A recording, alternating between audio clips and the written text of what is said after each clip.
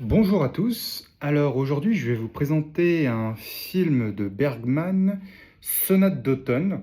Alors c'est un film que Bergman fait en 78 et il va prendre son actrice habituelle qui était aussi sa femme, Liv Ullmann, et il va aussi prendre une actrice très connue à Hollywood qui est Ingrid Bergman.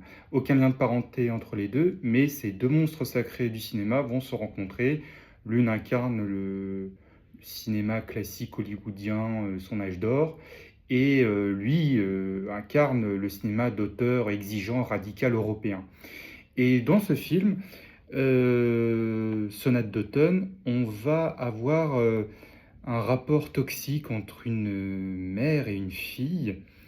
Et un soir d'insomnie, ça va être le prétexte pour un règlement de compte assez tendu, hein, bien sûr.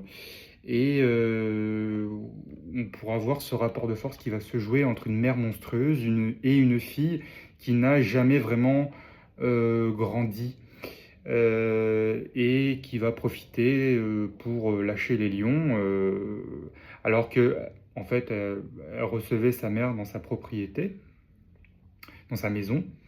Tout semblait aller pour le mieux, tout semblait aller bien, mais la mère en fait n'a pas changé, elle est toujours restée la même, savoir une femme narcissique. Et la fille ne va pas supporter du tout ce comportement et elle va en profiter pour lâcher les lions. Et on aura une confrontation entre les deux actrices dans un film assez passionnant de Bergman qui n'est pas son plus connu.